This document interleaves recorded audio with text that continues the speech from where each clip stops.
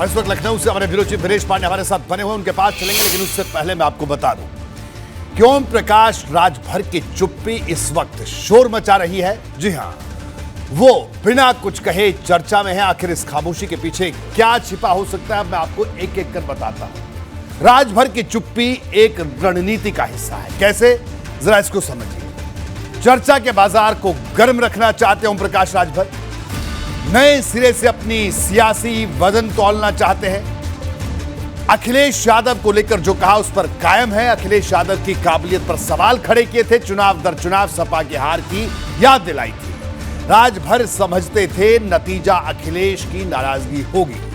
सब समझते हुए राजभर ने हमला जारी रखा। कभी एसी से बाहर निकलने की नसीहत दी, कभी मैदान से नदारद रहने वाला कमांडर कह डाला। अखिलेश फिर भी संयमित रहे, पलटवार से परहेज किया। बाद में बिना नाम लिए राजभर को नसीहत भी दी। नसीहत के बाद राजभर को नजरअंदाज करना शुरू किया। यह राजभर को लेकर सपा की गहरी नाराजगी का संकेत है।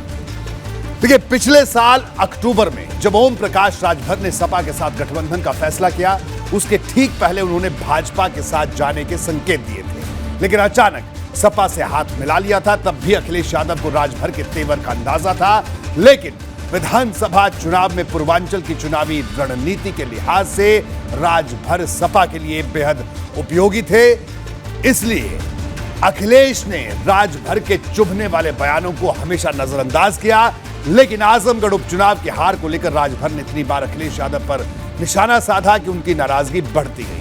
अब क्या मुमकिन है, इसके बारे में आपको यह भी बता देता हूं। देखिए, अब क्या क्या संभावनाएं हैं। सपा गठबंधन में टूट हो सकती है, या तो राजभर नाता तोड़ ले या फिर सपा इसका ऐलान कर दे। सपा की तरफ से इस पहल की संभावना कम है। राजभर को नजरअंदाज कर अखिलेश यादव ने संदेश दे दिया है। अब राजभर की कोशिश सपा पर ठीकरा फोड़ने की होगी। सपा सुभाषपा पर भाजपा से मिलीभगत का आरोप लगा सकती है। सुभाषपा के तेवर नरम पड़े तो सुलह भी संभव है। राजभर अपने बयानों पर अंदर खाने खेत जता सकते हैं। अगर राजभर अड़े रहे तो रास्ता अलग होना तय है। भाजपा और सुभाषपा में दोस्ती की राह भी आसान नहीं है। राजभर के पुराने बयान बाधा बन सकते हैं। भाजपा सुभाषपा के लिए एक दूसरे की शर्तें पूरी करना मुश्किल है। सशर्त गठबंधन संभव है, जिस पर अटकलें तेज हैं। वीरेश पांडे हमारे साथ जुड़े हुए हैं। वीरेश, क्या लगता है आखिर राजभर का आज का जो मुलायम दाव है, क्या करने वाले हैं राजभर? इस बारे में क्या जानकारी है? क्योंकि एक तरफ वो मुलायम सिंह यादव से मिलते हैं और उनके बेटे आपसे बात करके नाराजगी भी जाहिर कर देते हैं। रोहित जी, आपने एक सवाल मुझसे पूछा कि वीरेश आपको क्या लगता है। यह सवाल आपके जहन में उस समय भी था रोहित जी, जब आपने ओम प्रकाश राजभर का इंटरव्यू किया था। यही सवाल मेरे जहन में भी था जब ओम प्रकाश राजभर का मैंने इंटरव्यू किया था। और उस समय इंटरव्यू किया था आपने और हमने, जब चुनाव चरम पर था और अखिलेश यादव के सबसे प्रबल समर्थक, सबसे कट्टर समर्थक जो थे ओम प्रकाश राजभर थे। क्या लगता है, क्योंकि आज जो लग रहा है इसका भान हम पत्रकारों को उस समय भी लग रहा था। और वक्त था जनवरी और जगह थी पूर्वांचल एक्सप्रेस और बस था, रथ यात्रा थी अखिलेश यादव की। उसमें अखिलेश जी सवार थे और फूफा के ड्रेस में ओम प्रकाश राजभर भी सवार थे, बनकर सजकर बैठे हुए थे। अखिलेश जी से मेरा जब इंटरव्यू खत्म हुआ तो मैंने कहा ओम प्रकाश राजभर से, जो मेरे अंदर जिज्ञासा थी और शक था और दर्शक भी जानना चाहते थे, तो मैंने पूछा कि 1999 में अक्षय कुमार की एक फिल्म आई थी, फिल्म का नाम था जानवर। उसका गाना है, बहुत प्रसिद्ध है, दुनिया की तरह, रस्मों की तरह, कस्मों की तरह, वादों की तरह तुम भी बदल तो न जाओगे। ये बात अखिलेश यादव ने सुना तो कहा नहीं नहीं नहीं नहीं नहीं बदलेंगे, नहीं बदलेंगे, ये हमारे साथ रहेंगे। लेकिन क्या लगता है, सवाल आज आपने पूछा, मुझे उसी वक्त लगा और 2022 का रिजल्ट निकल गया।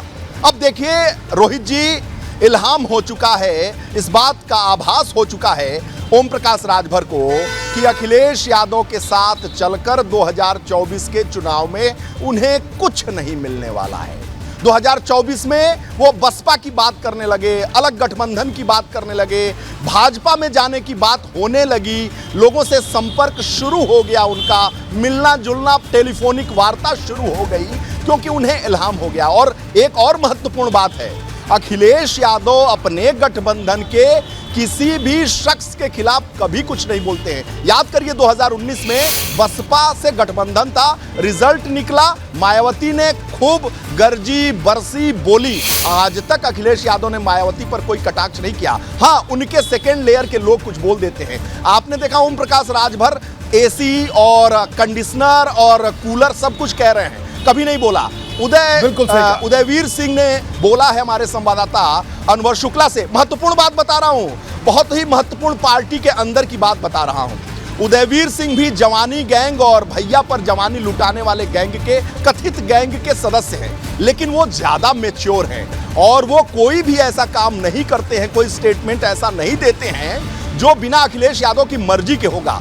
उनका ट्वीट देखिए, उनका अनुभव शुक्ला से बातचीत देखिए, एबीपी गंगा पर इंटरव्यू देखिए, वो जो निशाना साध रहे हैं ओम प्रकाश राजभर पर, इसका मतलब यह है कि मन भर चुका है उधर से भी और इनको अब रास्ता तय करने के लिए बोल दिया गया है। आप देखिए, क्या उदयवीर सिंह ने ही केशव देव मौर्य की गाड़ी छीन ली, फॉर्च्यूनर जो दिया गया था समाजवादी पार्टी से। अखिलेश यादव कभी कुछ नहीं बोलते। मैं आपको रोकूंगा, आखिर में एक सवाल और फिर कह रहा हूं, बहुत ही मैच्योर है जी। एक सवाल आखिर में वीरेश, संक्षेप में सवाल ये कि क्या भारतीय जनता पार्टी के नेताओं से ओम प्रकाश राजभर की बातचीत जारी है, लखनऊ से लेकर दिल्ली तक? इसके बारे में क्या जानकारी अभी आपके पास, पुख्ता जानकारी आपके पास है वीरेश? देखिए, मैं एक बात आपको बहुत महत्वपूर्ण बताऊं कि 2022 के गठबंधन का भी विरोध अरविंद राजभर और अरुण राजभर, जो उनके दोनों बेटे हैं, पार्टी में पदाधिकारी हैं, करते रहे, लेकिन उनके पिताजी नहीं माने। उनका जो स्वाभाविक चॉइस है ना, वो भारतीय जनता पार्टी है, उनके दोनों बेटे का और साथ ही साथ पार्टी के लोगों का, लेकिन उन दोनों बेटों की बात नहीं माने। लेकिन अब बेटों की बात माननी पड़ती है जब उम्र बढ़ती है ना रोहित जी, और धीरे धीरे जब फैसले कमजोर होने लगते हैं तो बेटे हावी होने लगते हैं। ये भारतीय सामाजिक स्थिति है, तो पार्टी पर भी बेटे हावी होने लगते हैं, फैसलों पर भी बेटे हावी होने लगते हैं। और महत्वपूर्ण बात कि ओम प्रकाश राजभर की बात लगातार हो रही है और बेटों के दबाव में वो आ चुके हैं। और उनका भी मन तो था ना, 2017 में वो भाजपा का मजा तो ले ही चुके हैं, लाल बत्ती पर घूम चुके हैं और इनोवा क्रिस्टा के साथ दगदग करते हुए पूर्वांचल, गाजीपुर और लेकर गाजियाबाद तक वो दौरे कर चुके हैं और मंत्री जी कहला चुके हैं, कैबिनेट मंत्री कहला चुके हैं। तो घाटे का सौदा क्यों करेंगे भाई? लगातार वो परिश्रम कर रहे हैं, पार्टी खड़ा किया। और महत्वपूर्ण आपको बात बताऊं कि ओम प्रकाश राजभर की लगातार बात हो रही है भारतीय जनता पार्टी के शीर्षस्थ नेताओं की, और बीच बिचाव का काम कर रहे हैं दयाशंकर सिंह, परिवहन मंत्री, जो ज्वाइनिंग कमेटी के सदस्य हैं, और उन्होंने टेलीफोनिक वार्ता कराई है भारतीय जनता पार्टी के हाईकमान से। इसमें एक और महत्वपूर्ण जी वीरेश, तो अब ये देखना बड़ा महत्वपूर्ण है कि दयाशंकर सिंह अपनी परिवहन की बस में ओम प्रकाश राजभर को बिठाकर दिल्ली कब तक पहुंचाते हैं, ये देखना इस पूरे किस्से में बड़ा दिलचस्प होगा। और ये बड़ी जानकारी आपने दी वीरेश। बिल्कुल वीरेश, आपका बहुत बहुत शुक्रिया इस पूरी जानकारी के लिए। वीरेश पांडे हमारे साथ मौजूद थे, जिन्होंने बताया कि किस तरह से ओम प्रकाश राजभर की सियासत आगे बढ़ रही है और किस तरह से गठबंधन पर खतरे के बादल मंडरा रहे हैं।